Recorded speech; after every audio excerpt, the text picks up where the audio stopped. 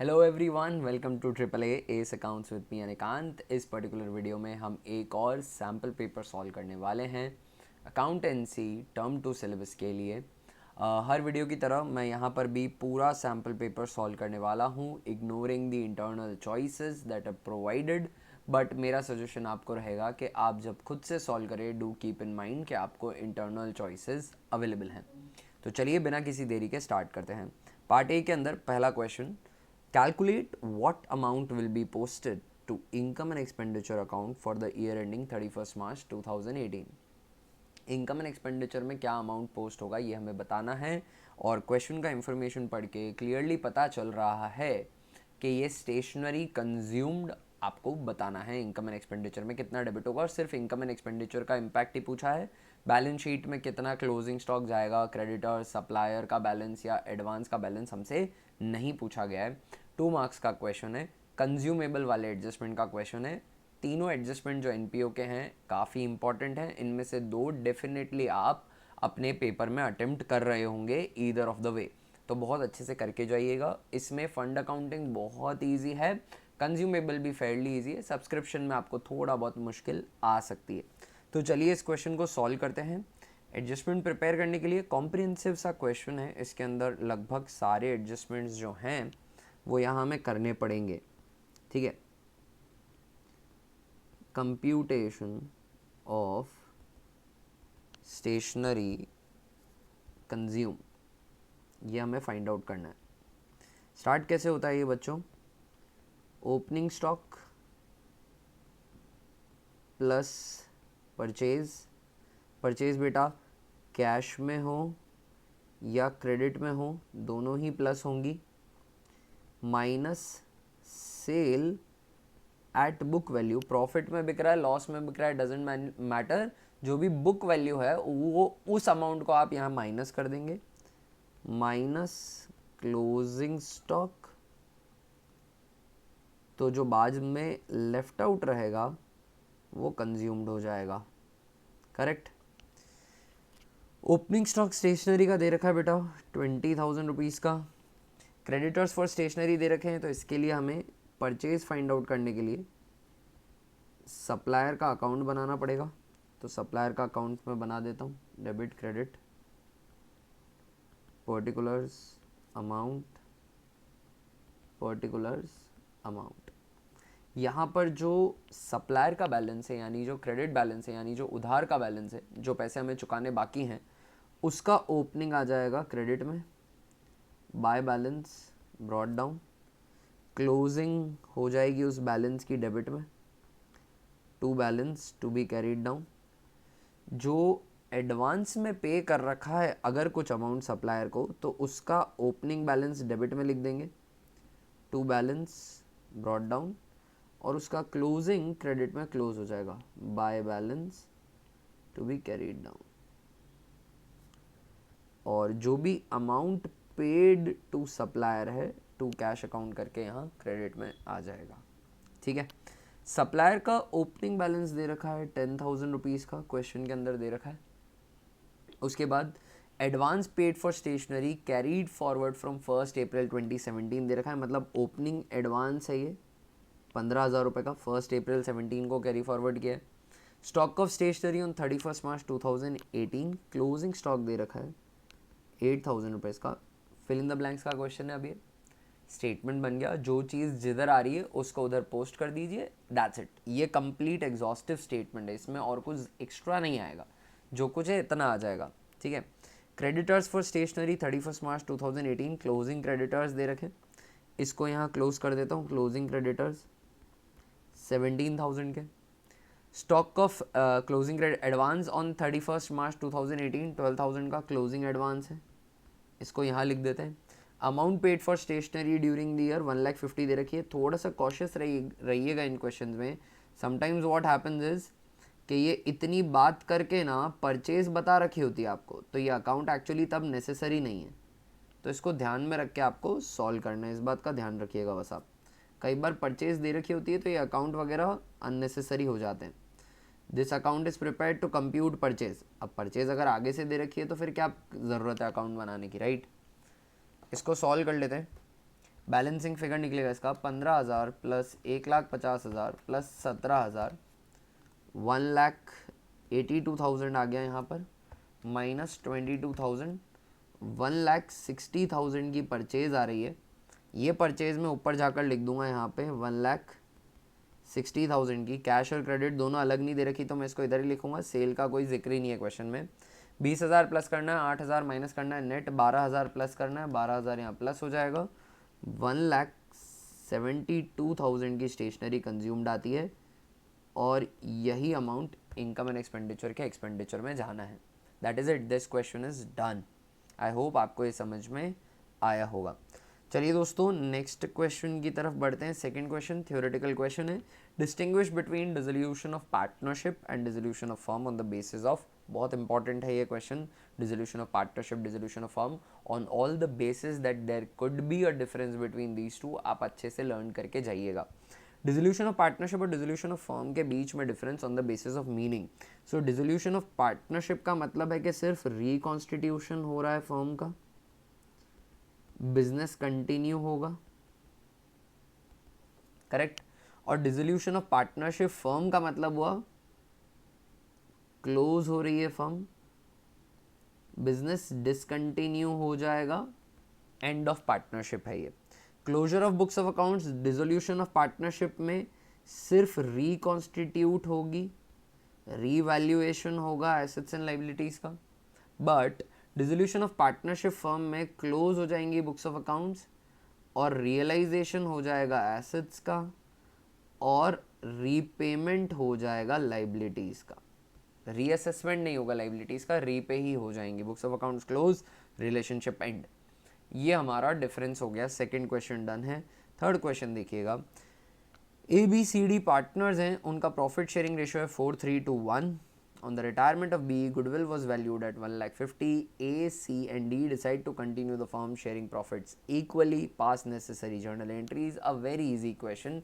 New ratio minus old ratio करके gaining sacrificing पता करने हैं और हमें पता करना है गुडविल की जर्नल एंट्री पास करके दे देनी है gaining to sacrificing. Very simple question, जल्दी से इसको सॉल्व कर देता हूँ आप लोगों के लिए। Question number 3, A, B, C और D पार्टनर हैं, इनका ओल्ड रेशियो है 4:3:2:1। न्यू रेशियो की बात करते हैं, B रिटायर हो रहे हैं, न्यू रेशियो है इक्वल 1:1:1। फॉर्मूला रहेगा new ratio minus old ratio.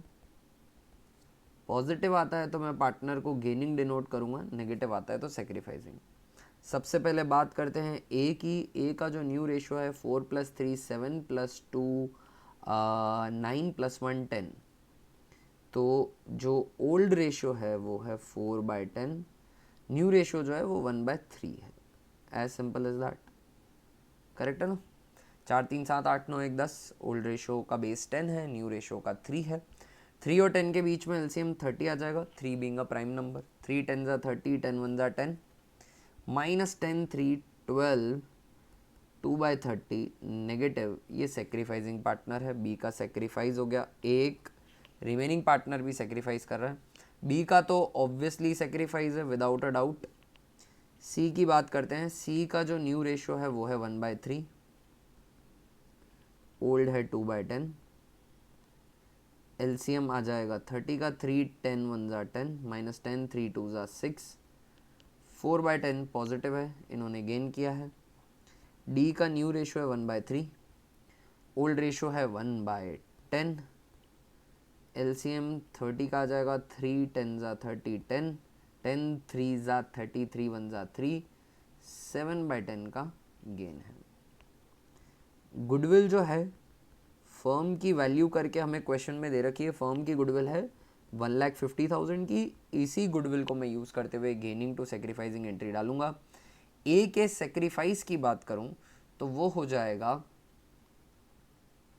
1,50,000 into 2/30, 1,50,000 divided by 30 into 2, 10,000 इनका सेक्रीफाइस है।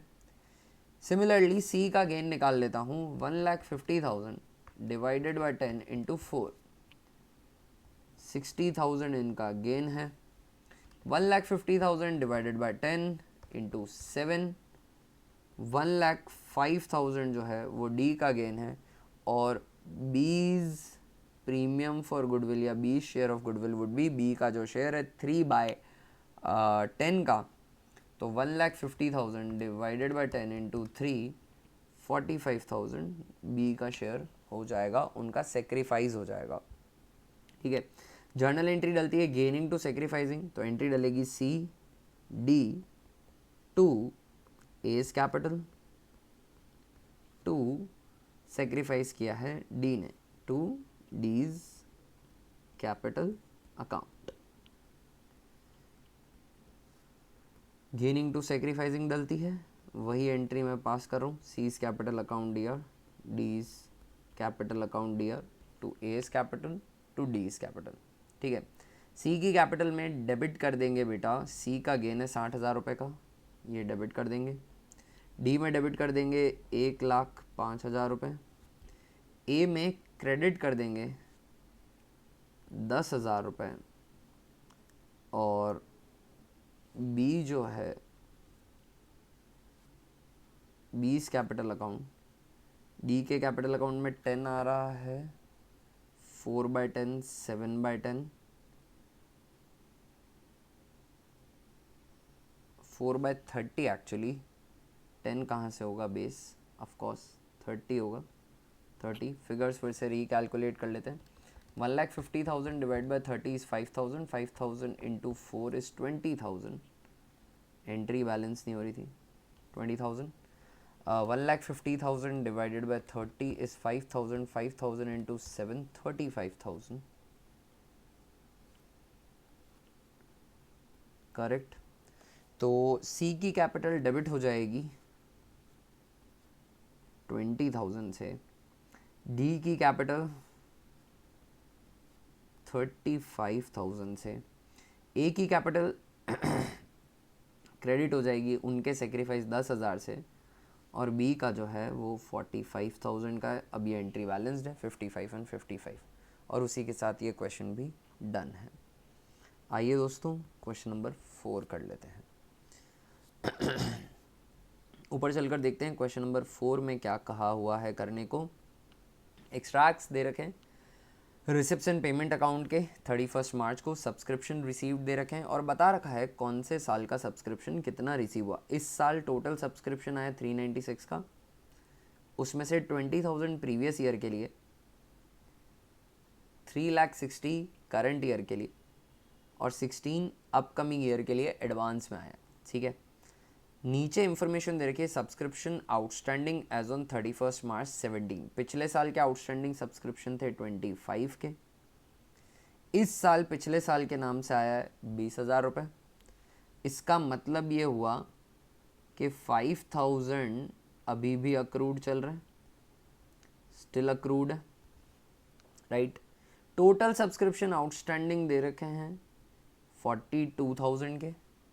मुझे पता है कि इसमें से 5,000 तो पिछले साल के अभी भी अक्रूड है, करेक्ट।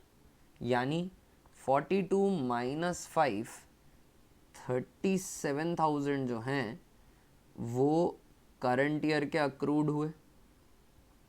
इस साल रिसीव हुआ है 360, इस 360 में करंट ईयर का जो अक्रूड है 37 में ऐड कर दूंगा, और पिछले साल एडवांस में सब्सक्रिप्शन आए थे 22,000 रुपये के, जो आए पिछले साल थे बट कमाए मैंने इस साल के लिए, और इस साल जो रिसीव हुए हैं 360, उसमें से 37 आने बाकी हैं, और 22 पिछले साल ही आ गए थे, ये ऐड हो जाएंगे तो मुझे पता चलेगा कि कितने सब्सक्रिप्शन मैंने एक्चुअली अर्न किए थे।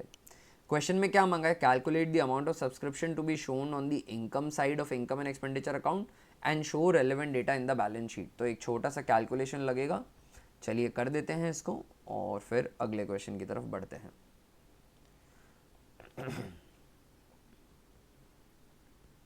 Computation of subscription, subscription received in current year for current year. Current year में करंट ईयर के लिए कितने सब्सक्रिप्शन आए, 3,60,000 क्या है। कई बार ये डायरेक्टली गिवन नहीं होगा, तो इसमें से accrued of previous year received in current year minus करना पड़ेगा, और advance for upcoming years received in current year भी माइनस करना पड़ेगा, पर अभी डायरेक्टली दे रखा है। अब इसमें दो चीज़ें ऐड करनी है, अक्रूड फॉर करंट ईयर, सिर्फ करंट ईयर के अक्रूड ऐड करने, और ऐड करना है advance for current year received in previous year. ये दो चीज़ें ऐड करनी है। ये दो चीज़ें ऐड करने के बाद मुझे मिल जाएंगे सब्सक्रिप्शन अर्नड। करेक्ट है, जो इनकम एंड एक्सपेंडिचर के इनकम में मैं लिख दूंगा। अभी हमने कैलकुलेशन करी थी, हमें ये पता चल चुका है कि करंट ईयर के अक्रूड सब्सक्रिप्शन जो हैं, सिर्फ करंट, टोटल अक्रूड 42 है, बट उसमें से 37 करंट ईयर के 5,000 स्टिल अक्रूड चल रहे हैं, है ना। तो 37,000 यहाँ प्लस हो जाएगा, 37,000 यहाँ प्लस हो जाएगा, और advance for current year received in previous year, वो मुझे एडिशनल इन्फॉर्मेशन में अमाउंट बता रखा है। प्रीवियस ईयर का एडवांस कुछ कह नहीं रखा, तो मैं अज्यूम करूँगा करंट ईयर के लिए एडवांस होता है, ये भी ऐड हो जाएगा। बेटा 3,60,000 के इस बार आए, 37,000 के आने चाहिए थे पर नहीं आए, और 22,000 के इसलिए नहीं आए क्योंकि पिछले साल ही आ गए थे। तो टोटल जो अर्नड सब्सक्रिप्शन है वो है 4,19,000 रुपये के, ये टोटल अर्नड सब्सक्रिप्शन है। करेक्ट। अब बैलेंस शीट में इन्होंने कहा है कि क्वेश्चन में बोला है कि इनकम एंड एक्सपेंडिचर में कितना जाएगा, तो इनकम में तो आप ये शो करोगे, इनकम एंड एक्सपेंडिचर की इनकम में 4,19,000। बैलेंस शीट के एब्स्ट्रैक्ट में क्या जाएगा वो भी बता देता हूँ, लाइबिलिटी अमाउंट, एसेट्स अमाउंट। एक तो आप एसेट साइड में अक्रूड सब्सक्रिप्शन शो करेंगे, वो टोटल एक्चुअली क्वेश्चन में ही बता रखा था 42,000 का, उसमें सिर्फ करंट ईयर और प्रीवियस ईयर के आपको बाइफर्केट कर देने। करंट ईयर के हैं 37,000, 42 माइनस 37, 5,000 प्रीवियस ईयर के स्टिल अक्रूड हैं। आप एडवांस सब्सक्रिप्शन भी लिखेंगे जो इस साल रिसीव हुए हैं, पर आगे आने वाले सालों के लिए 16,000, and that is it, done. ये क्वेश्चन सब्सक्रिप्शन का थोड़ा सा फेयरली कन्वीनियंट एडजस्टमेंट था, ये ज़्यादा डिफ़िकल्ट क्वेश्चन नहीं था। अब इसका ऑल्टरनेटिव क्वेश्चन कर लेता हूँ मैं। इसका ऑल्टरनेटिव जो क्वेश्चन दे रखा है और में, वो आइए अब हम सॉल्व कर रहे हैं दोस्तों। ऑल्टरनेटिव क्वेश्चन है, salary recorded in income and expenditure account during the current year was 1,42,000। Income and expenditure में जो सैलरी रिकॉर्ड करी है, मतलब ये जो सैलरी है ये इंकर्ड है, इस साल इतनी खर्च हुई, इसमें से कितनी पे करी, कितनी पे करनी बाकी है, वो सब अलग चीज़ है। अभी मेरे को इंकर्ड दे रखी है। Outstanding salary at the end of previous year 20,000 है, outstanding salary at the current year जो है 25,000 है, salary paid in advance during the current year for next year 13,000 है। What will be the amount paid in cash during the year. Receipts and payment की payment side में जो salary दे रखी होगी वो कितनी है ये बताना है। Such question in context of expense is very similar जब हम सब्सक्रिप्शन का एडजस्टमेंट करते हैं और मेंबर्स हमें अननोन होते हैं, ठीक है ना, सेम एडजस्टमेंट है। वहाँ पर अक्रूड हो जाता है, यहाँ पे आउटस्टैंडिंग हो जाएगा, वहाँ पर एडवांस सब्सक्रिप्शन रहता है, यहाँ पे प्री पेड एक्सपेंस हो जाएगा, ठीक है। तो स्टेटमेंट बना देता हूँ मैं, salaries paid during the year. यहाँ से हम स्टार्ट करते हैं इस एडजस्टमेंट को, एक्चुअली ये फाइंड आउट करना है तो रिवर्स कैलकुलेशन है। Salaries paid during the year, इसमें ऐड कर देंगे outstanding of current year, less कर देंगे आउटस्टैंडिंग ऑफ प्रीवियस ईयर। उधर अक्रूड करंट ईयर ऐड होता है, accrued of previous year received in current year minus हो जाता है, ऐड हो जाएगा प्रीपेड प्रीवियस ईयर का, लेस हो जाएगा प्रीपेड करंट ईयर का फॉर नेक्स्ट ईयर। सेम उधर एडवांस के साथ करते हैं हम बस, और इसके बाद हमें मिलेगा सैलरीज इंकर्ड, जो खर्च हुई है, जो खर्चा है इस साल का, और इसको बेसिकली आप इनकम एंड एक्सपेंडिचर के एक्सपेंडिचर में रिकॉर्ड करते हैं, इस वाले फिगर को, ठीक है। Salaries paid during the year मुझे क्वेश्चन में निकालना है, incurred during the year income and expenditure की 142 दे रखी है। अब आउटस्टैंडिंग वगैरह सब डायरेक्टली दे रखा है। Outstanding at the end of previous year 20,000, ये रहा, correct. Outstanding salary at the end of current year 25,000 रुपये, ये रहा। Salaries paid in advance during current year for next year 13,000, पिछले साल एडवांस दी थी, एडवांस ऑफ प्रीवियस ईयर 13,000, ये रहा। करंट ईयर के एडवांस के बारे में कुछ बोला नहीं है, तो I would put a dash over here. और ये जो है मेरा एक्स है, मिसिंग फिगर है, इसको मैं निकाल लूँगा। तो 1,42,000 सारे रिवर्स इम्पैक्ट देने, -13,000 प्लस 20,000 -25,000 1,24,000, ये मेरा आंसर हो जाएगा, बैलेंसिंग फिगर। और क्वेश्चन डन हो गया यहाँ पे। आई होप ये आपको समझ में आया होगा दोस्तों। Very simple this was compare to the previous question. I hope ये आपको क्लियर हो गया होगा।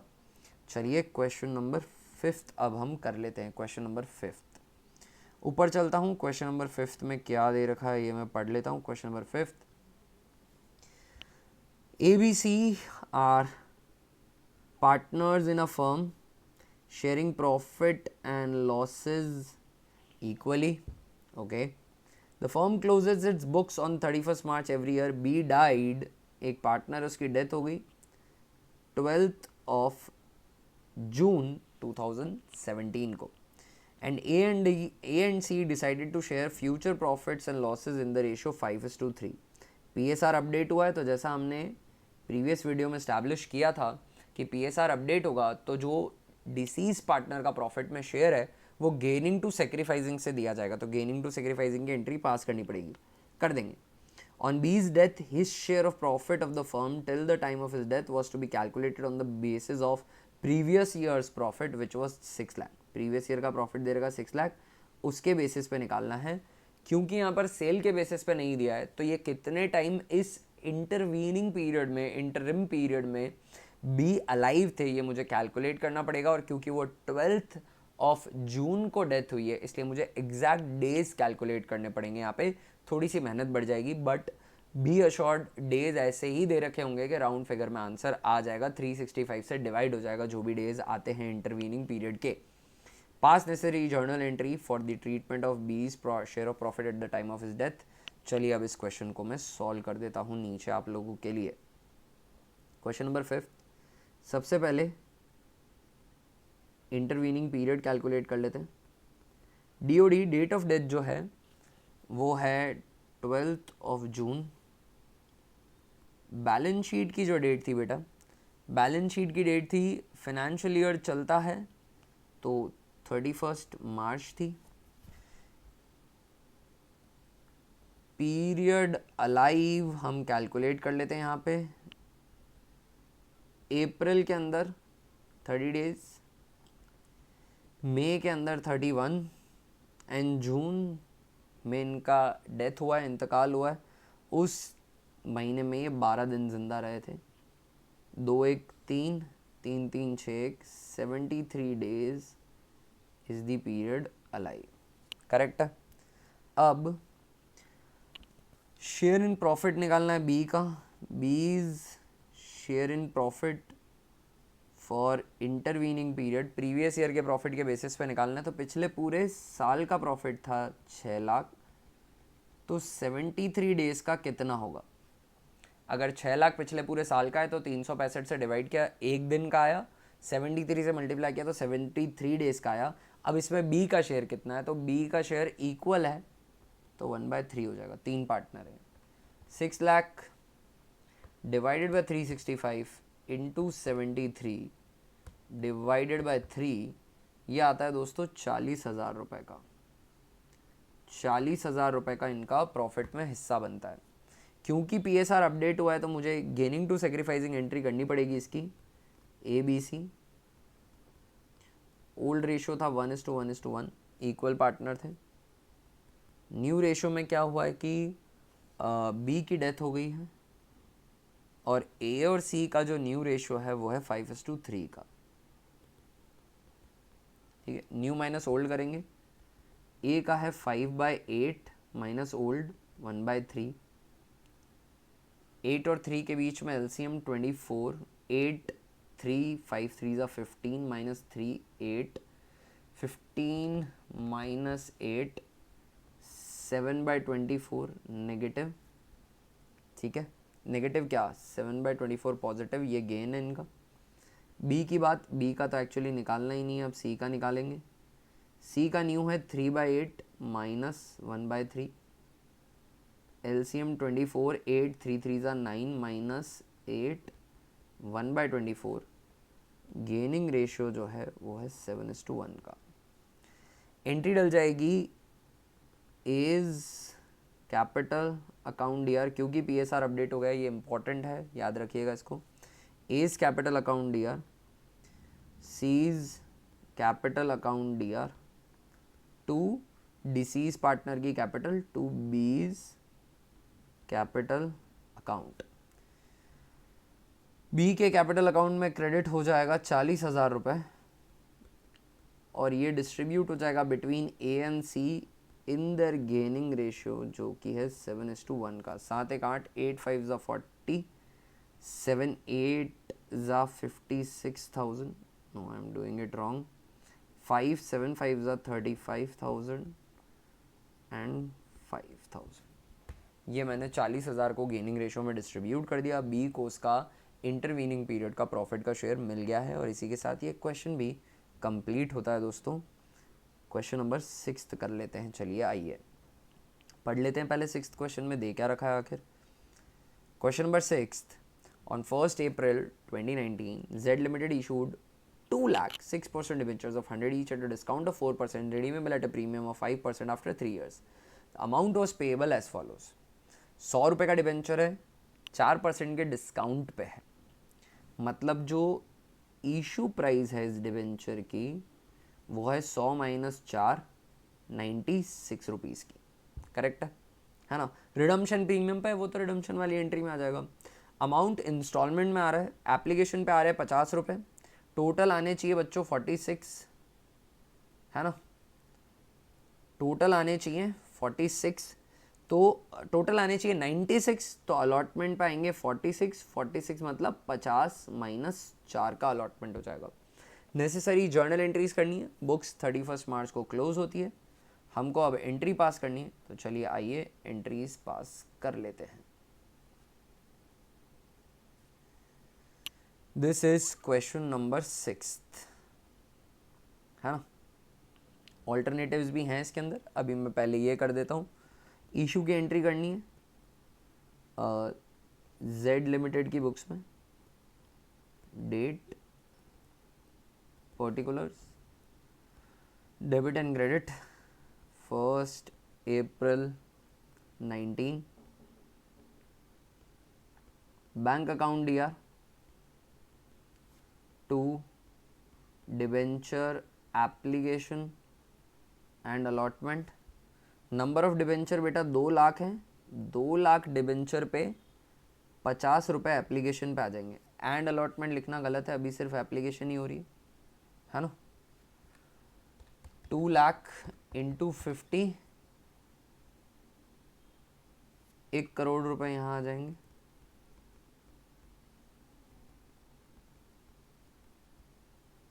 ठीक है। Second entry, debenture application to percentage debenture, 6% debenture, 1 crore रुपए यहाँ आ गए, ठीक है।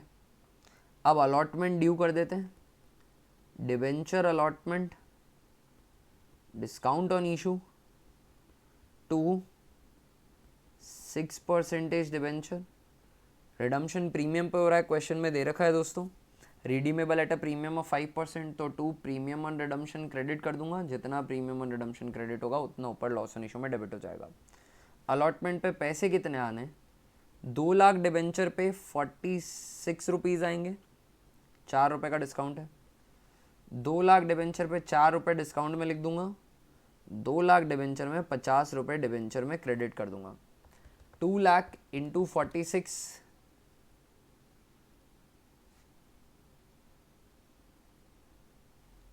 92 लाख रुपीज आ जाएंगे यहाँ पर,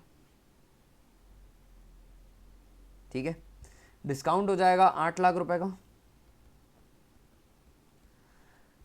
डिबेंचर में आ जाएंगे 1 करोड़, ऑफ कोर्स वहाँ पे भी 50 रुपए से था अलॉटमेंट पे। प्रीमियम ऑन रिडम्पशन जो है वो कह रखी है 5% की है, तो 100 पे 5%, 5 रुपये की हो जाएगी। 2 लाख डिबेंचर पे 5 रुपये की प्रीमियम, 2 लाख इंटू 5, 10 लाख रुपए की प्रीमियम ऑन रिडम्पशन है, वो same amount loss on issue में ऊपर डेबिट हो जाएगा। ये एंट्री यहाँ पर फिनिश होती है इशू की। एक काम रह जाएगा, लॉस ऑन इशू और डिस्काउंट जो है इसको राइट ऑफ कर देना चाहिए। कुछ दे नहीं रखा है मेरे को प्रीमियम का, एसपीआर का, तो स्टेटमेंट ऑफ पीएनएल से कर दूंगा। Statement of profit and loss account DR to discount on issue to loss on issue. Discount on issue 8 lakh रुपए है, लॉस ऑन इशू 10 लाख रुपए है, ये 18 लाख रुपए हमको राइट ऑफ करने पड़ेंगे। कर दिए राइट ऑफ, क्वेश्चन खत्म। ठीक है, इसका एक ऑल्टरनेटिव क्वेश्चन भी दे रखा है, चॉइस है हमारे पास, तो चलिए उसे सॉल्व कर लेते हैं।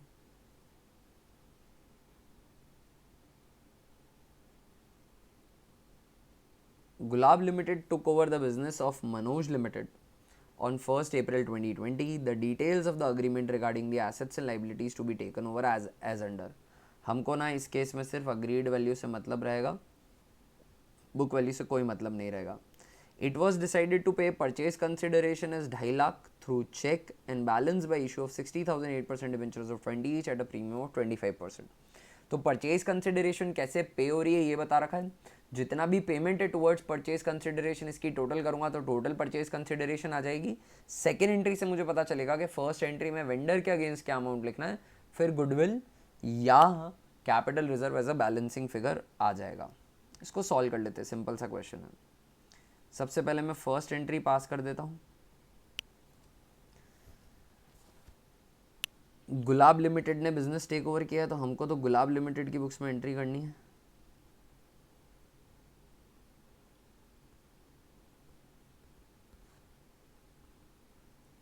Date, particulars, debit and credit. 1 अप्रैल 2019 को एंट्री हो जाएगी, 1 अप्रैल 2020 को, 2019 प्रीवियस पार्ट में थी। बिजनेस परचेज किया, सारे एसेट्स लिख देता हूँ। Sundry assets, plant and machinery account DR, stock account DR, trade receivable account DR, और उसके बाद to creditors account. Subject to provision लिखा है ट्रेड रिसीवेबल, तो या तो माइनस कर दो या यहाँ पीबीडी बना दो, to provision for bad and doubtful debt account. To vendor account, vendor है Manoj limited, to Manoj limited account. Goodwill या कैपिटल रिजर्व दोनों में से जो भी आएगा उसको बैलेंसिंग फिगर की तरह लिख दूंगा। प्लांट एंड मशीनरी 5 लाख की है, पर 80% पे ले रहे हैं, यानी 4 लाख रुपए लिखेंगे। स्टॉक 8 लाख का है, पर इसको 125% पे ले रहे हैं, यानी कि 10 लाख लिखेंगे, 25% बढ़ाकर लिख देंगे। ठीक है, ट्रेड रिसीवेबल 6 लाख के हैं, यहाँ ट्रेड रिसीवेबल लिख देता हूँ 6 लाख का, और 5% का प्रोविजन है, तो 6 लाख पे 5%, 30,000 का प्रोविजन यहाँ क्रिएट हो जाएगा नीचे, इसको यहाँ क्रेडिट कर देता हूँ। क्रेडिटर्स हैं 3 लाख रुपए के, पर ले इनको 3,10,000 पे ले, 3,10,000 लिख देता हूँ। जो भी अमाउंट मनोज लिमिटेड में आएगा उसके बाद गुडविल या कैपिटल रिजर्व बैलेंसिंग फिगर की तरह आ जाएगा। तो पहले सेकेंड एंट्री परचेज कंसिडरेशन के पेमेंट की डाल देता हूँ। So Manoj limited account DR, यहाँ डिबेंचर्स इशू हो रहे हैं प्रीमियम पे, तो सबसे पहले तो Manoj limited account DR to bank, cheque के थ्रू पेमेंट हो रहा है, to bank account. To 8% debenture account, to security premium reserve account. Number of debenture मुझे निकालने की जरूरत नहीं है, क्वेश्चन में दे रखा है 60,000 डिबेंचर है, 20 रुपये का एक डिबेंचर है, तो 20 रुपये फेस वैल्यू में आ जाएंगे। 60,000 इंटू प्रीमियम, 20 रुपये पे 25% की प्रीमियम, 20 का 25% 5 रुपये होता है, 5 रुपये की यहाँ प्रीमियम आ जाएगी। और बैंक के थ्रू हम 2.5 लाख रुपए दे रहे हैं। ठीक है ना, 60,000 इंटू 20, 1,20,000 डिवेंचर में आ जाएगा। 60,000 इंटू 5,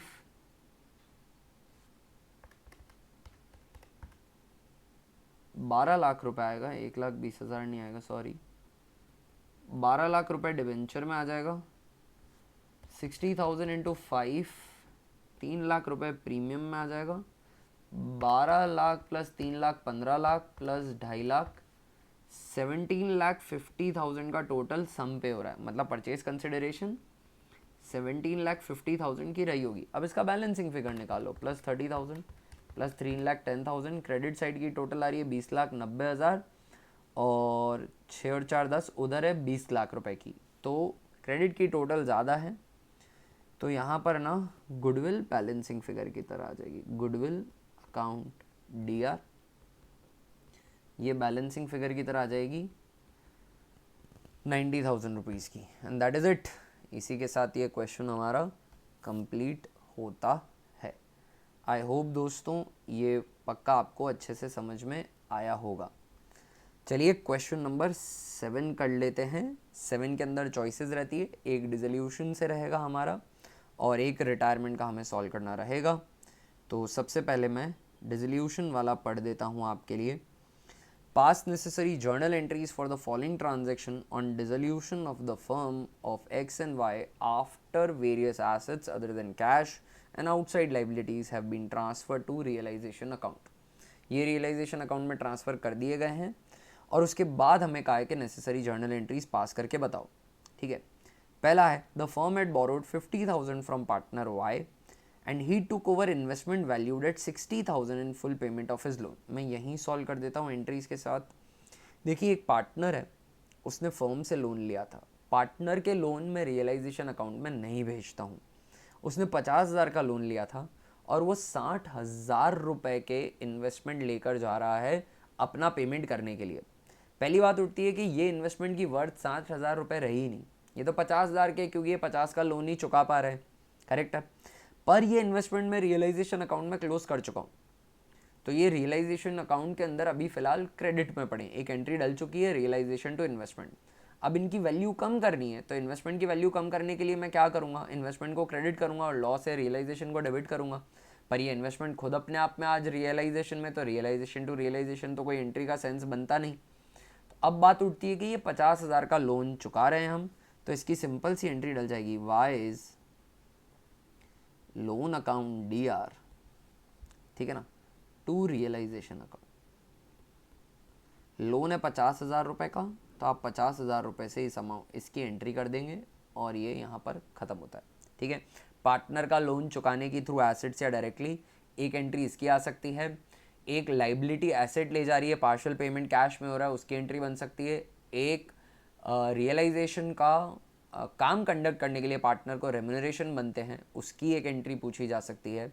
वर्कमैन कंपनसेशन रिजर्व पर एक एंट्री बन के आ सकती है, जो मुश्किल एंट्रीज रहेंगी डिसोल्यूशन की।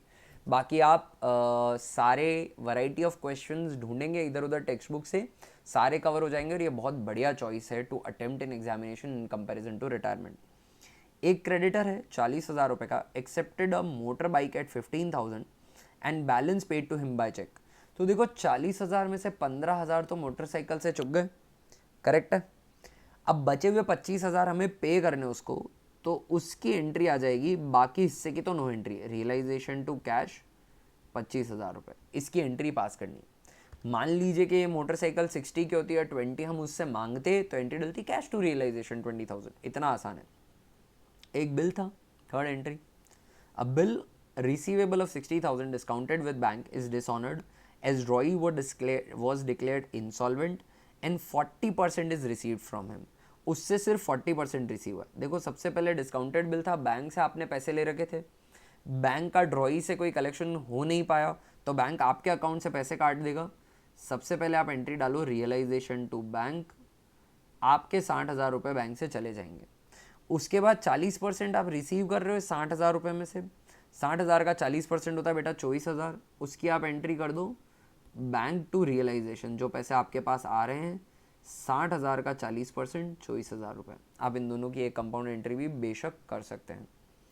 अगला क्वेश्चन है अगला पार्ट जो है 500 shares of a company acquired at a cost of 10,000 has been written off from books में ये रिकॉर्डेड ही नहीं है, ठीक है। शेयर बेटा 500, आज इनकी मार्केट वैल्यू 15 पर शेयर है, तो इनकी वैल्यू कितनी हुई 500 इंटू 15, आज इनका बाजार में भाव चल रहा है 7,500 रुपये। ये पार्टनर्स ने डिवाइड कर लिया 2:3 में, पार्टनर हैं एक्स और वाई, तो सिंपल सी एंट्री डल जाएगी X Y to realisation.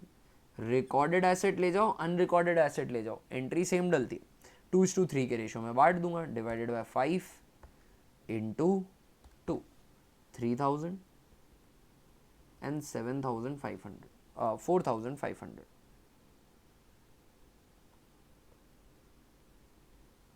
Done, खत्म। लास्ट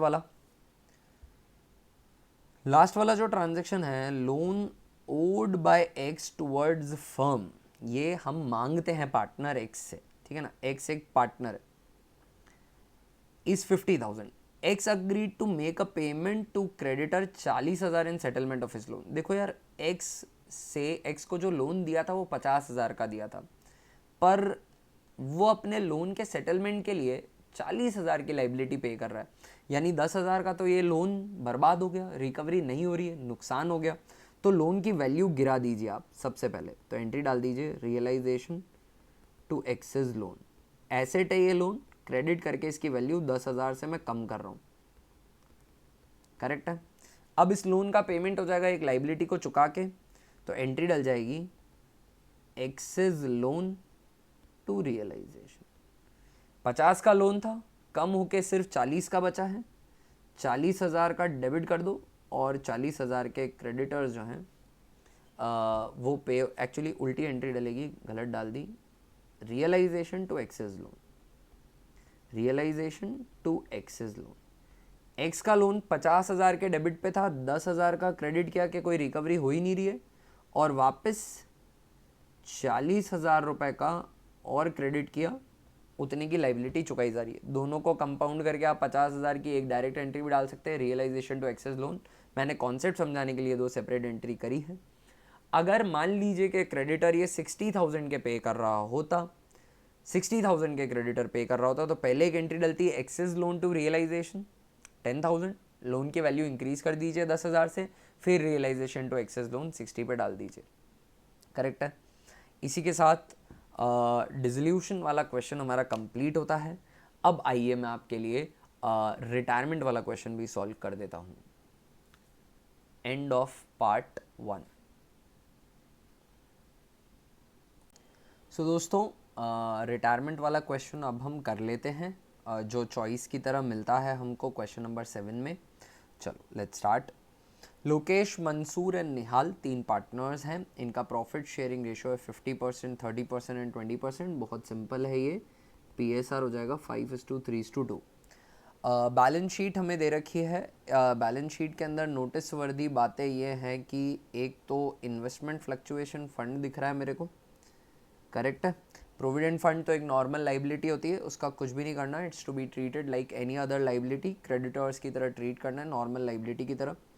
एसेट साइड में मुझे नीचे गुडविल दे रखी है, राइट ऑफ करनी पड़ेगी ओल्ड पार्टनर्स में, ओल्ड रेशो में, मतलब OPOR, और प्रॉफिट एंड लॉस अकाउंट का डेबिट बैलेंस भी दे रखा है। नीचे बोला हुआ है on the above date Mansoor retires and Lokesh and Nihal agree to continue on the following terms. M retire हो रहा है, फर्म की गुडविल वैल्यू करी हुई है 1,02,000 की, and it was decided to adjust Mansoor's share of goodwill into the capital accounts of continuing partner. Basically इसका मतलब हुआ गेनिंग टू सैक्रिफाइसिंग एंट्री करनी है। The claim on workman's compensation to the extent of 12,000। Workman compensation का claim है 12,000 का, ऊपर आप देखिए कोई भी रिजर्व नहीं है वर्कमैन कंपनसेशन का, तो पूरा 12,000 रिवैल्यूएशन अकाउंट में लेना पड़ेगा। उसके बाद क्या रखा है कि investment were to be brought down to 30,000, तो एसेट साइड में जो इन्वेस्टमेंट हैं वो 80,000 रुपये के, और क्वेश्चन की लैंग्वेज कह रही है investments were to be brought down to 30,000। Brought down to का मतलब हुआ 30,000, 30,000 तक कम करने हैं, टू माने तक, बाय माने से, तो 30,000 तक कम करने हैं। बैलेंस शीट में 80 के हैं, यानी कम करने 50,000 से। इन्वेस्टमेंट फ्लक्चुएशन फंड में 20,000 है, 30,000 जो और कम करने, 50,000 का मेरे पास डाउनफॉल है, उसमें से 20,000 तो फंड से प्रोवाइड हो जाएगा, 30,000 मुझे रीवैल्यूएशन अकाउंट से लेना पड़ेगा। Provision for bad and doubtful जो है उसको 2,000 से कम करने को बोला है, 6,000 का है, 2,000 से कम हो जाएगा, फ़ायदा हो जाएगा, रीवैल्यूएशन में क्रेडिट कर दूंगा, और 4,000 का जो है बचा हुआ रहेगा फ्यूचर के लिए। बैलेंस शीट मुझे बनाने को कहा नहीं है इस क्वेश्चन में। Mansoor was to be paid 20,600 cash में देना है, बैलेंस उसके लोन अकाउंट में ट्रांसफर होगा। लोन अकाउंट हमें बनाना नहीं है, हमें सिर्फ रीवैल्यूएशन अकाउंट और पार्टनर्स कैपिटल अकाउंट बनाना है। तो क्वेश्चन मैंने एक्सप्लेन कर दिया, अब जो क्वेश्चन की रिक्वायरमेंट है उसे मैं सॉल्व कर रहा हूँ नीचे जाके। तो चलिए फटाफट से इसको अब कर लेते हैं। क्वेश्चन में जर्नल एंट्रीज नहीं मांगी है, अकाउंट मांगा है, तो जो मांगा है वही प्रिपेयर करूँगा। बट फर्स्ट थिंग मैं कर लेता हूँ, गेनिंग रेशियो निकाल लेता हूँ, ताकि गुडविल की एंट्री पास हो जाएगी जो पार्टनर्स कैपिटल में मुझे जिसका इम्पैक्ट भी देना है। तो लोकेश, मंसूर और निहाल पार्टनर है, इनका ओल्ड रेशियो जो है वो है 5:3:2, और एक्चुअली न्यू रेशियो के बारे में कुछ कहा नहीं है, तो सिर्फ इतनी सी बात है कि एम रिटायर हो रहा है, तो जो गेनिंग रेशियो हो जाएगा वो ओल्ड रेशियो ही हो जाएगा, 5:2 का गेनिंग रेशियो है।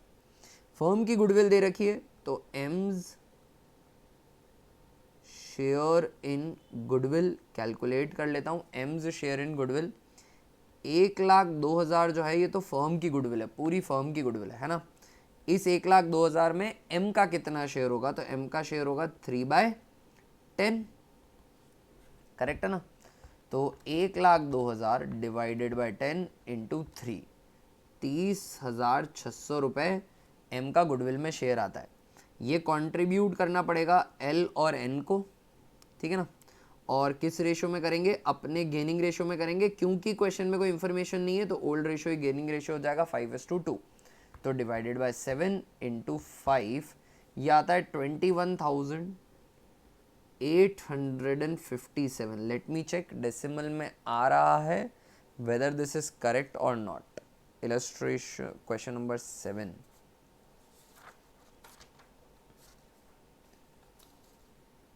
आ रहा है डेसिमल में।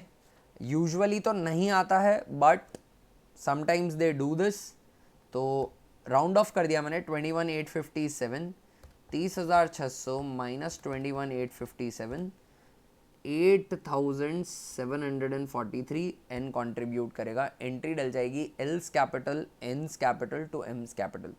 गुडविल का एडजस्टमेंट डन। एंट्री पास करने के लिए डेटा है मेरे पास, मतलब पोस्टिंग करने के लिए पार्टनर्स कैपिटल में। अब मैं रीवैल्यूएशन अकाउंट प्रिपेयर कर रहा हूँ। Particulars, amount, particulars and amount, ठीक है। क्वेश्चन के अंदर दे रखा है सबसे पहले वर्कमैन कंपनसेशन का क्लेम है 12,000 रुपये का। मेरे पास कोई रिजर्व नहीं है, पूरा 12,000 क्लेम रीवैल्यूएशन में डेबिट करना पड़ेगा। इन्वेस्टमेंट की वैल्यू 30,000 तक कम करनी है, तो थोड़ा पैसा तो इन्वेस्टमेंट फ्लक्चुएशन फंड से मिल जाएगा 20,000, बट 80 से 30 हो रही है, 50 का कम है, तो 30,000 का जो बचा हुआ डाउनफॉल है वो रीवैल्यूएशन से ही भुगतवाना पड़ेगा। पीवीडीडी रिड्यूस कर रहे हैं तो फ़ायदा हो जाएगा। Provision for bad and doubtful debt by 2,000 से कम करना, यानी 2,000 का फ़ायदा हो गया, ठीक है। And that is it, revaluation account का सारा मैटर ख़त्म। जो भी रीवैल्यूएशन का गेन है पार्टनर्स कैपिटल अकाउंट में ट्रांसफ़र कर देंगे, उसको मैं distribute among partner capital account में करके बता दूंगा, यहाँ नहीं कर रहा हूँ।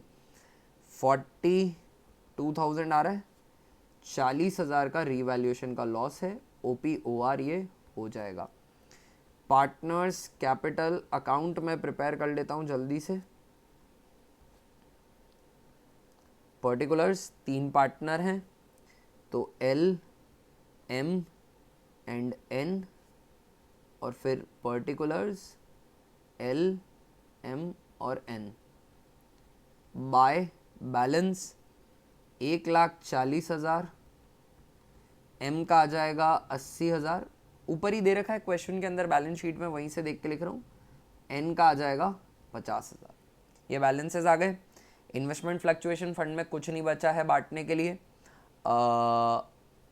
एसेट साइड में गुडविल दे रखी है, उसको राइट ऑफ कर देता हूँ टू गुडविल, 40,000 रुपये की है। 40,000 डिवाइड बाई 10 4,000, 5,000 इंटू 4 20,000, 12,000 और 8,000। ये गुडविल मैंने राइट ऑफ कर दी, ठीक है। इसके बाद प्रॉफिट एंड लॉस अकाउंट का डेबिट बैलेंस भी दे रखा है 20,000 रुपये का, तो 40 बांटा था, 40 का आधा होता है 20, तो ये सब 50-50% पे सेम फिगर्स आ जाएंगे, है ना। कुछ भी नहीं किया है मैंने दोस्तों, 20,000 को ओल्ड रेशियो में डिस्ट्रीब्यूट किया, दैट इज इट, ठीक है। इन्वेस्टमेंट फ्लक्चुएशन फंड हम देख ही चुके हैं, नहीं है बांटने को, इन्वेस्टमेंट का डिक्लाइन बहुत बड़ा था।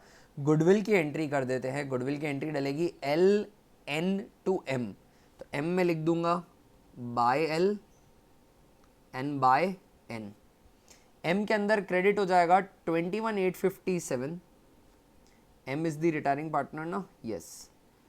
21,857 क्रेडिट हो जाएगा बिकॉज ऑफ L, और N की वजह से क्रेडिट हो जाएगा 8,743। ये दोनों क्रेडिट हो जाएंगे, ये दोनों मिलकर 30,600 क्रेडिट दे देंगे। और L और N के अंदर जाकर लिख दूंगा मैं 2M। L की कैपिटल कम कर दूंगा 21,857 से, और N की कम कर दूंगा 8,743 से। गुडविल का एडजस्टमेंट भी हो गया। अब रीवैल्यूएशन में लॉस आया है, ये बैलेंसिंग फिगर की तरह लॉस आया था। एंट्री डली है पार्टनर्स कैपिटल टू रीवैल्यूएशन, तो रीवैल्यूएशन में पार्टनर्स कैपिटल में आ जाएगा टू रीवैल्यूएशन, और ये जो 40,000 का लॉस है ये ओल्ड PSR में डिस्ट्रीब्यूट कर दूंगा।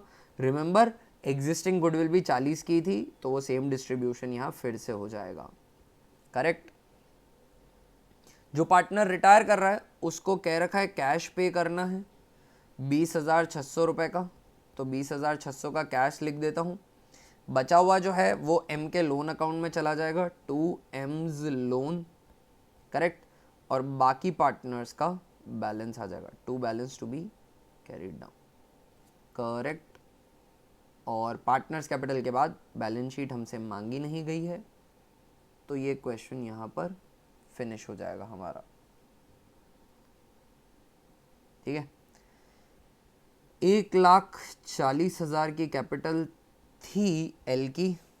1,40,000 में से 20,000 minus 10,000 minus 21,857 for goodwill minus 20,000 revaluation का लॉस, 68,143 बच रही है, ठीक है। Let me check this figure, 68,143 is absolutely correct.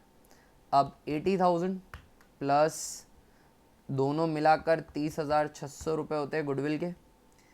1,10,600 का क्रेडिट बैलेंस है M का, बट नॉट सो सून।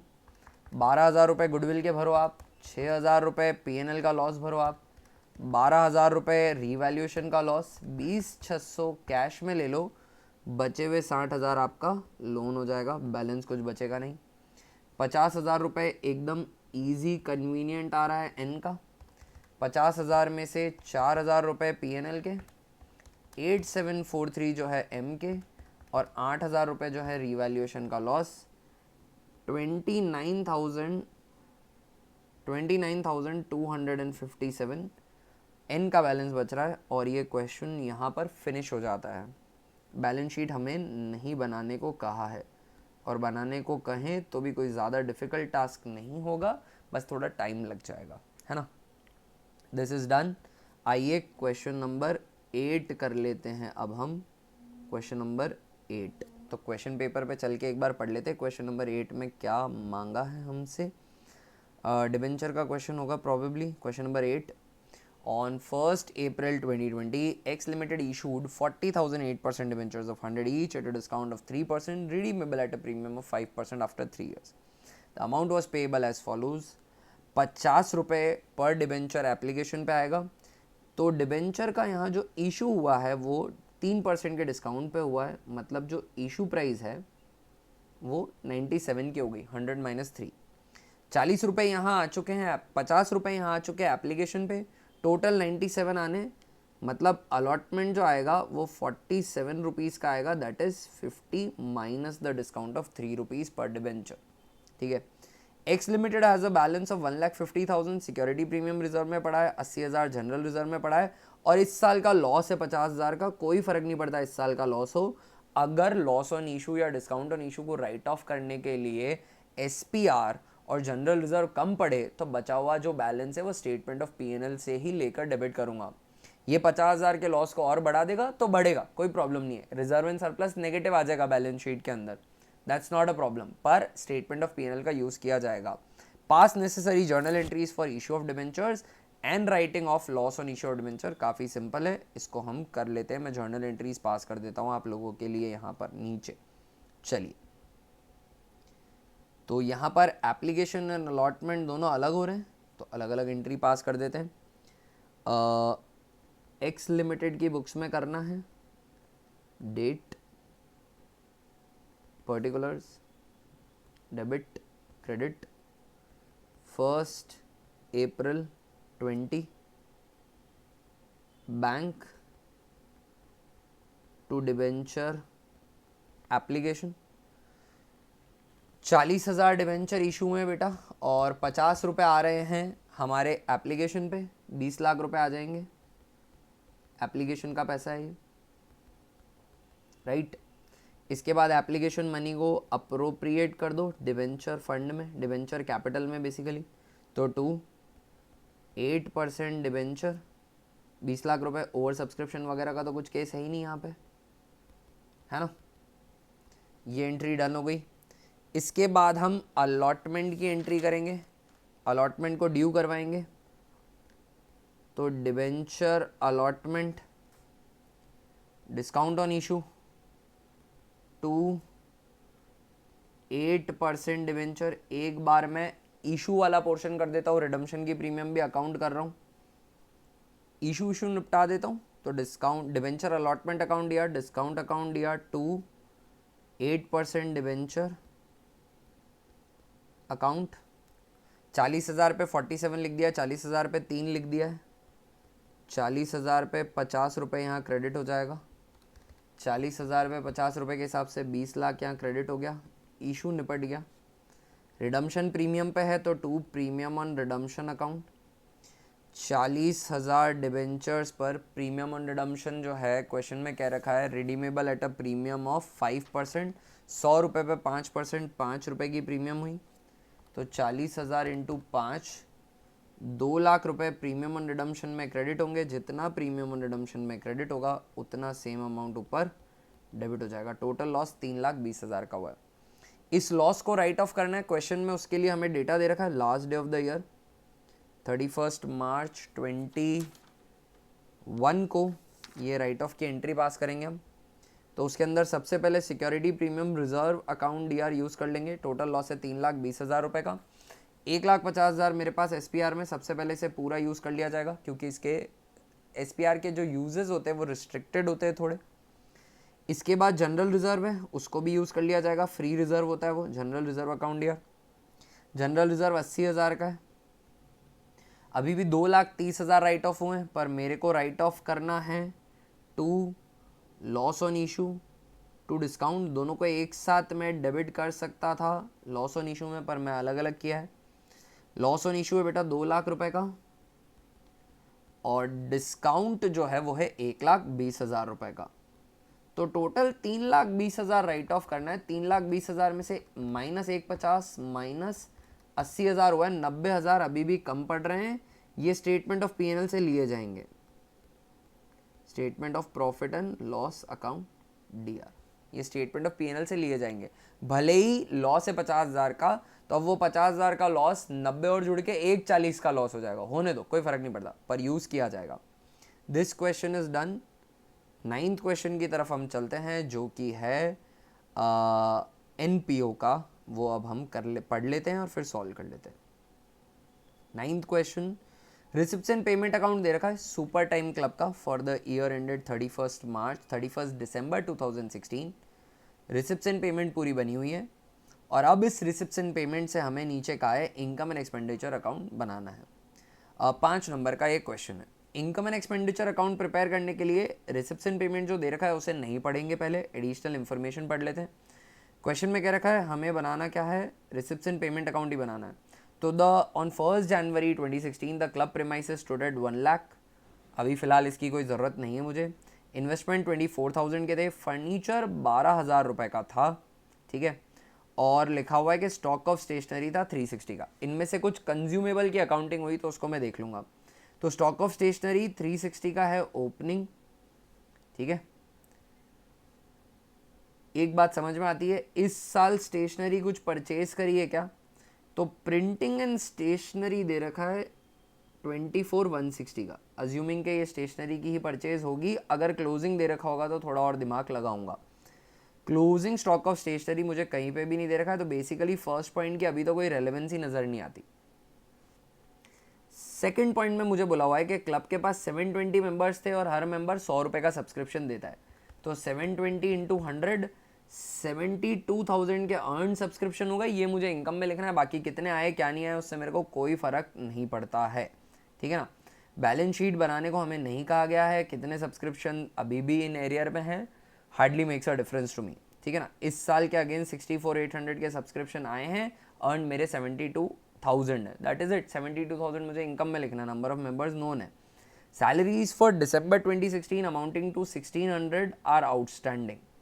दिसंबर 2016 इस साल की जो सैलरीज हैं 1,600 की वो आउटस्टैंडिंग है। तो यहाँ जो सैलरीज दे रखी है 20,400 की, उसमें मैं ऐड कर दूंगा ये 1,600 रुपये आउटस्टैंडिंग सैलरीज का, ठीक है।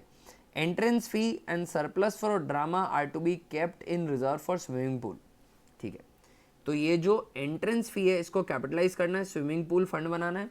और प्रोसीड्स फॉर ड्रामा 3,20,000 की, और कॉस्ट ऑफ ड्रामा माइनस करके जो पैसा बचेगा 3,20,000 माइनस 1,20,000, ये 2 लाख रुपए जो बचेंगे।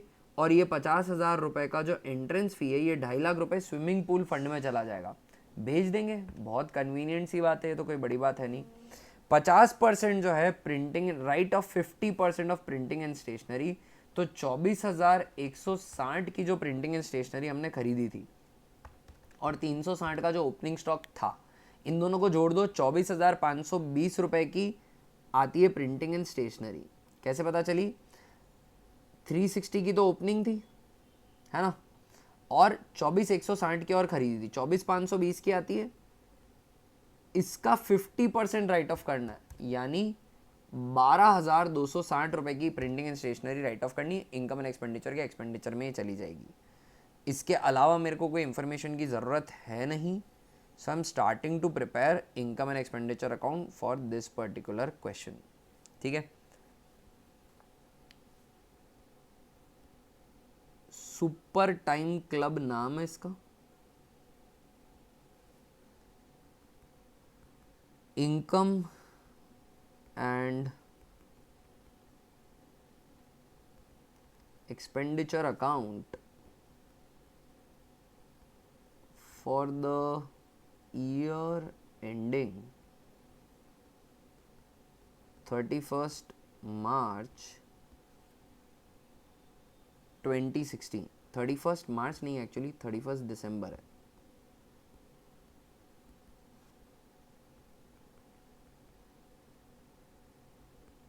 Expenditure amount, income and amount, ठीक है। स्टार्ट करते हैं। रिसिप्शन पेमेंट के सीक्वेंस से पढ़ता जाऊंगा। सबसे पहले कैश इन हैंड, उसका मुझे कुछ भी नहीं करना है। बाय सब्सक्रिप्शन 72,000 का अर्न सब्सक्रिप्शन है, लिख दूंगा उसे। उसके बाद एंट्रेंस फी वो नहीं लिखनी है, प्रोसीड्स फ्रॉम ड्रामा भी नहीं लिखना है। Interest from securities bye interest लिख दूंगा। सिक्योरिटीज़ परचेज करिए पर कब कैसे करिए मुझे बता नहीं रखा, तो इंटरेस्ट फ्रॉम सिक्योरिटीज़ इनकम में आ जाएगा 2,000 रुपये का। Sale proceeds from old furniture लिखा हुआ है तो यहाँ पे सिर्फ प्रॉफिट आएगा। 320 रुपये की कॉस्ट का फर्नीचर 400 रुपये में बिका है, तो by profit on sale of furniture जो है सिर्फ वो आएगा 80 रुपये का, ठीक है। इसके बाद रिसिप्ट साइड खत्म होती है, पेमेंट में जाते हैं, बैंक ओडी वो नहीं आएगा, लाइबिलिटी होती है। इन्वेस्टमेंट नहीं आएगा, फर्नीचर नहीं आएगा, ठीक है। सैलरीज जो है टू सैलरीज 20,400 की है, पर क्वेश्चन में कह रखा है दिसंबर की आउटस्टैंडिंग चल रही है 1600 रुपये की, वो ऐड हो जाएगी 22,000 आउटर कॉलम में आ जाएगा सैलरीज का, ठीक है। इसके बाद प्रिंटिंग एंड स्टेशनरी कंज्यूम्ड या रिटर्न ऑफ कुछ भी मान लो, वो आ जाएगा आधा पैसा था, ऊपर अमाउंट कैलकुलेट किया था हमने, उसको देख लेते हैं और लिख देते हैं यहाँ पे, दैट अमाउंट वॉज 12,260। इसको डेबिट कर देता हूँ बस, और कुछ नहीं करना, खत्म हो जाएगा ये 12,260 खत्म, ठीक है। इसके बाद पोस्टेज आएगा, प्रिंटिंग एंड स्टेशनरी के बाद 2 पोस्टेज खर्चा है ये 4,400 रुपये का। कॉस्ट ऑफ ड्रामा बच के बचा हुआ फंड बनाना है तो उसका कुछ नहीं करना। 2 सन्ड्री एक्सपेंसेस 5,600 रुपये के वो आ जाएंगे। उसके बाद क्लोजिंग कैश बैलेंसेज है, उसका कुछ भी नहीं करना। एडिशनल इन्फॉर्मेशन में इन्वेस्टमेंट वगैरह दे रखे थे, they are practically of no use. Salaries का कुछ नहीं करना, 50% सैलरी राइट ऑफ कर दी। स्विमिंग पूल का फंड जो है उसका मेरे को कुछ नहीं करना, क्योंकि मेरे को सिर्फ और सिर्फ इनकम एंड एक्सपेंडिचर बनाना था, ठीक है ना। So that I have done. Surplus या डेफिसिट निकाल देते, सीम्स सो सरप्लस आ रहा है, 2 सरप्लस बैलेंसिंग फिगर आ जाएगा और ये 5 नंबर का क्वेश्चन हमारा कंप्लीट हो जाएगा। ये एक्चुअली इतना अच्छे से ड्राफ्टेड क्वेश्चन नहीं कहूँगा मैं इसे, ये एक्चुअली कॉम्प्रिहेंसिव क्वेश्चन था जिसमें opening balance sheet, closing balance sheet सब बनाना होगा, उसी को इन्होंने 5 नंबर में कन्वर्ट किया है। 74,080 रुपीज़ जो है क्रेडिट की टोटल है, ठीक है।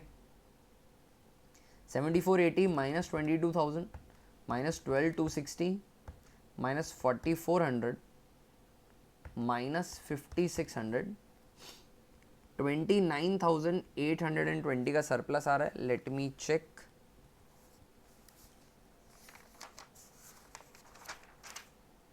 $29,820 एकदम सही है और ये क्वेश्चन हमारा डन होता है, और इसी के साथ पार्ट ए भी डन होता है। चलिए पार्ट बी के क्वेश्चंस कर लेते हैं अब हम, ठीक है दोस्तों। पार्ट बी के अंदर question number 10, right. Question number 10 क्या बोलता है? A company sold inventory costing 2 lakh at a loss of 10,000, it will result in inflow, outflow और no flow of cash. Inventory बेची है, इनफ्लो ऑफ कैश हो जाएगा ऑपरेटिंग एक्टिविटीज़ के अंदर, ठीक है। पैसा भाई 2 लाख की 10 के लॉस में बेची तो भी 190 का इनफ्लो तो हुआ ना।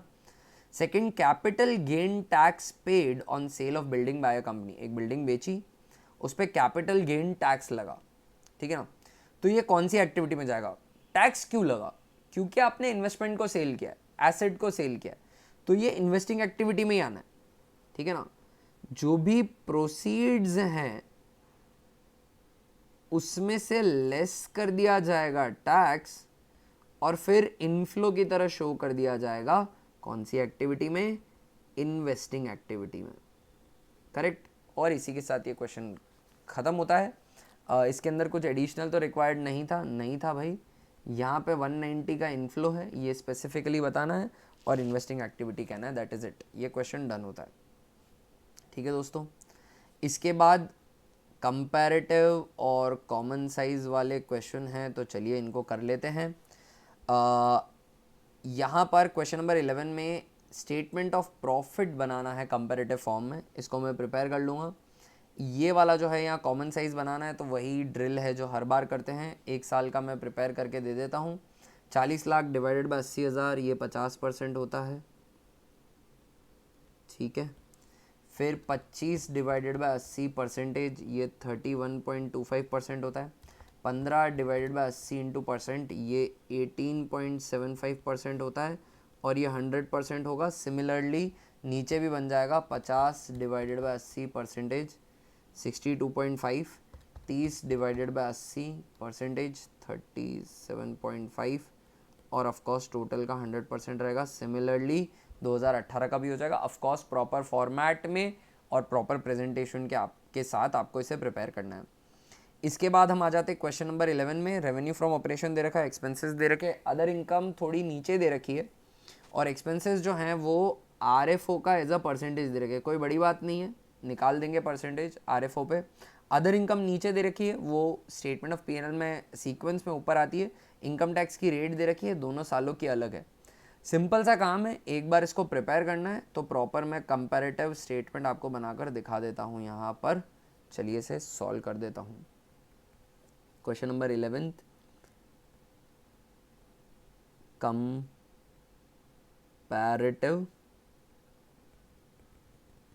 Statement of profit and loss for the year ending 31st March 2016 and 2017। ठीक है, पर्टिकुलर्स नोट्स इसमें यूजुअली कुछ आता नहीं है। एब्सोल्यूट फिगर्स लिखे जाएंगे यहाँ पर 31st मार्च 17, 31st मार्च 16। इसके बाद लिखा जाएगा एब्सोल्यूट चेंज का एक फिगर और फिर परसेंटेज चेंज का एक फिगर। ये सेट फॉर्मेट है। फर्स्ट रेवेन्यू फ्रॉम ऑपरेशन है। रेवेन्यू फ्रॉम ऑपरेशन 2017 में 8 लाख का था, पिछले साल 6 लाख का था। एब्सोल्यूट चेंज हुआ है current year minus previous year 2 lakh रुपए का, और 2 डिवाइडेड बाय 6 परसेंटेज चेंज है 33.33% का। अब इसमें सेकंड अदर इनकम ऐड करने का है। नीचे दे रखी है अदर इनकम 40,000 और 20,000 रुपये की। Current year minus previous year 20,000 का इंक्रीज है, 100% का इंक्रीज है। ठीक है, इसके बाद third total revenue. Total revenue 8,40,000 रुपये, 6,20,000 रुपये। 8,20,000 माइनस 6,00,000, 8,40,000 माइनस 6,20,000, 2,20,000 का चेंज है ऑफकोर्स, डिवाइडेड बाय 6,20,000 परसेंटेज, ये 35.48 समथिंग आ रहा है, तो वो लिख देता हूँ जो भी आ रहा है। Fourth expenses. एक्सपेंसेस एक साथ ही दे रखे 50%, 55% ऑफ रेवेन्यू फ्रॉम ऑपरेशन है। रेवेन्यू फ्रॉम ऑपरेशन 8 लाख है। बच्चों ध्यान देना कि रेवेन्यू फ्रॉम ऑपरेशन बोला हुआ है या total revenue. Revenue from operation बोला हुआ है, तो 8 लाख का 55%, 4,40,000। 6 लाख का 55%, क्वेश्चन में ही दे रखा है इतना करना, 3,30,000। ठीक है ना, माइनस 4,40,000, एब्सोल्यूट चेंज 1,10,000 है, and that is I believe 2 lakh का 55% ऑफकोर्स, डिवाइडेड बाय 3,30,000 परसेंटेज 33.33% ही आएगा, क्योंकि एग्जैक्ट परसेंटेज है ऊपर वाले की तरह रेवेन्यू फ्रॉम ऑपरेशन की। टोटल एक्सपेंसेस सब्ट्रैक्ट कर देंगे, दे ही यही रखा है, तो फिफ्थ रिसीव हो जाएगा हमें, that is profit before tax. Total revenue में से टोटल एक्सपेंसेस माइनस करने, 8,40,000 माइनस 4,40,000, 4 लाख रुपए। 6,20,000 माइनस 3,30,000, 2,90,000 रुपये, माइनस 4 लाख 1,10,000 रुपये, डिवाइडेड बाय 2,90,000 परसेंटेज 37.93%। थोड़े परसेंटेज ख़राब आ रहे हैं, ये थोड़ा सा अनफेयर रहता है यहाँ पे परसेंटेज निकालना, इट्स जेन्युइनली डिफ़िकल्ट, थोड़ी कैलकुलेशन रहती है। I am also verifying this. 37.93 is correct. Sixth, इसमें से लेस हो जाएगा टैक्स। टैक्स अलग अलग रेट है, यहाँ पे 40% का था, 4 लाख का 40%, 1,60,000। माइनस करने के बाद मिलेगा प्रॉफिट आफ्टर टैक्स 2,40,000। 2,90,000 वाले साल में 35% था, तो ये आ जाएगा 1,01,500। प्रॉफिट आफ्टर टैक्स ऑब्टेन होगा 188,500। -2,40,000 51,500 divided by 188,500 percentage, this is 27.32%, गंदे परसेंटेज आ रहे हैं। 1,60,000 minus 1,01,500, this is 58,500 divided by 1,01,500 percentage, ये 57.6364 हो जाएगा, राउंड ऑफ करेंगे तो परसेंटेज। ये हमने क्या सॉल्व कर दिया, दिस इज नाउ कंप्लीट हो गया है हमारा comparative statement of P&L। Last question हमारा बचा है कैश फ्लो स्टेटमेंट का, 12th। चलिए उसे पढ़ लेते हैं और फिर सॉल्व करते हैं। क्वेश्चन नंबर 12th में कैसा कैश फ्लो स्टेटमेंट दिया है।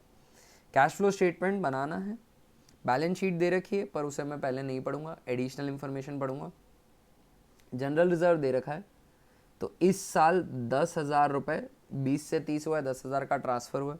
स्टेटमेंट ऑफ P&L में पिछले साल -12,000 था और वहाँ से प्लस का 14 हुआ है। प्लीज़ डू रिमेंबर कि ये नेगेटिव से पॉजिटिव हुआ है, तो दोनों को ऐड करेंगे ना तो पता चलेगा कि कितना बढ़ा है ना। -12,000 से प्लस का 14 पहुँचा, तो 14 + 12 profit made during the year is 26,000, 26,000 का प्रॉफिट कमाया। एडिशनल इन्फॉर्मेशन में लिखा हुआ है टेंजिबल एसेट पे डेप्रीसिएशन 8,000 का प्रोवाइड किया गया है। ये रहे टेंजिबल एसेट, इनका अकाउंट प्रिपेयर कर लेंगे। डेप्रीसिएशन पता चल जाएगा, डेप्रीसिएशन तो खैर दे रखा है, परचेज पता चल जाएगी, विच सीम्स वेरी कन्वीनियंट। देखो करना कुछ नहीं है, पिछले साल जो था 84,000 का मशीनरी का बैलेंस था, इस साल 8,000 का डेप्रीसिएशन चार्ज हुआ, तो क्लोजिंग 76 होना चाहिए, पर 76 नहीं है। क्लोजिंग जो है वो है 98,000 का, तो 98 बड़ा मतलब 22 की परचेज हुई होगी। मैं अकाउंट बना के शो कर दूंगा, बट अभी बहुत एविडेंट है 22 की परचेज रही होगी। इंटरेस्ट ऑन डिबेंचर डायरेक्टली दे रखा है 5,000 का। काफ़ी इजी क्वेश्चन दे रखा है, ज़्यादा डिफिकल्टी है नहीं, 5 नंबर में ज़्यादा डिफिकल्टी आनी भी नहीं चाहिए। ठीक है, क्वेश्चन नंबर 12 स्टार्ट करते हैं। कैश फ्लो स्टेटमेंट प्रिपेयर करना है। ABC limited cash flow statement for the year ending 31st March 21, particulars,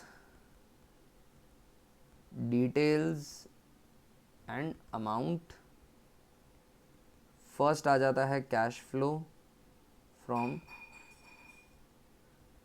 operating activities, this would start by profit before tax and extraordinary items. ये मैं working note से calculate करता हूँ, तो मैं नीचे यहाँ पर जाकर वर्किंग नोट प्रिपेयर कर लेता हूँ। Working note number 1, computation of profit before tax and extraordinary items. इसके अंदर आ जाएगा प्रॉफिट आफ्टर ऑल एडजस्टमेंट, सारे एडजस्टमेंट के बाद जो प्रॉफिट है वो प्रॉफिट है बेसिकली 14 + 12 26,000 का। इसमें प्लस होती है 3 चीज़ें, transfer to reserve, provision made during the year and propose dividend. तो ट्रांसफ़र टू रिजर्व है, ट्रांसफ़र टू रिजर्व कितने अमाउंट का है, जनरल रिजर्व 20 से 30,000 का हो गया है ना, तो 10,000 का ट्रांसफ़र टू रिजर्व है। Provision made during the year के लिए मैं करंट लाइबिलिटीज़ में देख लेता हूँ, कोई शॉर्ट टर्म प्रोविजन तो नहीं है, तो करंट लाइबिलिटीज़ के अंदर कोई शॉर्ट टर्म प्रोविजन नहीं है। करंट लाइबिलिटीज़ में ट्रेड पेएबल्स हैं। प्रपोज डिविडेंड कंटिंजेंट लाइबिलिटी की तरह नीचे दे रखा होता है, नहीं दे रखा है, तो बस ये ख़त्म हो गया। 36,000 का profit before tax and extraordinary items है। इससे हम स्टार्ट करेंगे हमारा कैश फ्लो स्टेटमेंट। 36,000। अब इसमें non cash and non operating adjustment करने हैं, उसमें प्लस हो जाएगा सबसे पहले डेप्रीसिएशन। डेप्रीसिएशन टेंजिबल एसेट पे 8,000 रुपये का चार्ज हुआ है, डायरेक्टली क्वेश्चन में बता रखा था। कोई loss on sale, profit on sale नहीं है। इंटरेस्ट ऑन डिबेंचर है, क्वेश्चन में डायरेक्टली दे रखा है दोस्तों 5,000 रुपये का। कोई इंटेंजिबल रिटर्न ऑफ हो तो टैंजिबल एसेट्स है, फिर नॉन करंट इन्वेस्टमेंट है, नॉन करंट एसेट पे इन्वेस्टमेंट की इनकम नहीं दे रखी है, कोई और प्रॉफिट ऑन सेल वगैरह की भी इंफॉर्मेशन नहीं है, तो बस ये 8,000 प्लस 5,000 13,000 यहाँ प्लस हो जाएगा, मुझे मिल जाएगा operating profit before working capital changes, correct, plus 36,000, 49,000 का ये आ जाएगा। अब इसमें एडजस्टमेंट कर देते हैं, add increase current liability decrease current assets, less कर देंगे decrease current liability increase current assets. Current liabilities के अंदर ट्रेड पेबल्स दे रखे हैं जो 9,000 से 25,000 के हो रहे हैं दोस्तों, बढ़ रहे हैं 16,000 से, तो trade payables notes to the account कुछ भी नहीं है इसका, तो पूरे ट्रेड पेबल्स एक साथ 16,000 ले लूँगा। अगर नोट्स टू दी अकाउंट और इसमें क्रेडिटर्स बिल्स पेबल के दो बाइफिकेशन दे रखे हो तो दोनों का अलग अलग शो करना, नहीं तो मार्क्स कट जाएगा, ठीक है। अब करंट एसेट्स की तरफ चलते हैं। करंट एसेट्स के अंदर करंट इन्वेस्टमेंट है, उनका कुछ नहीं करना। इन्वेंट्रीज हैं वो भी बढ़ रही हैं, 49,000 की हो रही हैं फ्रॉम 12,000, तो ये आउटफ्लो हो जाएगा, नीचे आ जाएगा इन्वेंट्रीज, 37,000 का आउटफ्लो है। उसके बाद कैश एंड बैंक बैलेंस है, वो कैश इक्विवेलेंट होता है। तो बहुत सिंपल, 16,000 रुपये प्लस करने हैं, 37,000 रुपये नेट माइनस करने हैं, तो मिल जाएगा cash flow from operations before tax, tax है ही नहीं तो ये net cash flow from operation हो गया डायरेक्टली। मैं बीच में जो ब्रांचेस आ रही हैं वो नहीं कर रहा हूँ, सीधा कैलकुलेट कर रहा हूँ। 49,000 प्लस 16, यहाँ पर आप 65 लिखेंगे, माइनस 37,000, तो आएगा 28,000 cash flow from operating activities. This is done. इसके बाद बी पार्ट पे चलते हैं, cash flow from investing activities.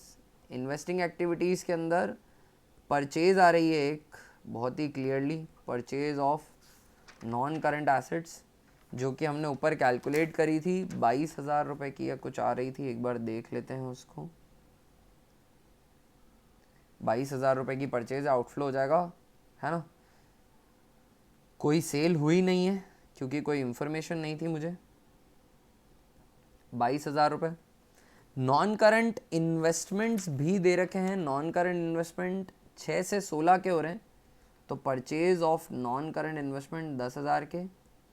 कोई इनकम मुझे नहीं बता रखी है इन्वेस्टमेंट की, और कोई इन्वेस्टिंग एक्टिविटी में आने वाला कैश फ्लो भी नहीं है, तो ये net cash flow from investing हो जाएगा 32,000।